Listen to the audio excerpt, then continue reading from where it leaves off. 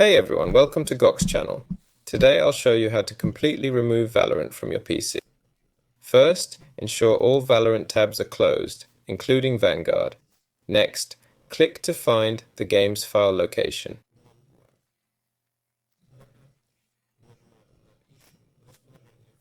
Here it is. Delete the game folder, click delete, then we can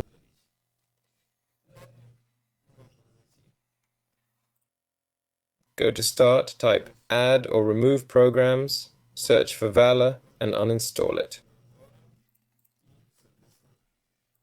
Also, don't forget about Riot Vanguard, that needs to be uninstalled too. Note that this isn't just a folder. If you click on the launcher, it's not always in the game's download folder. For instance, on my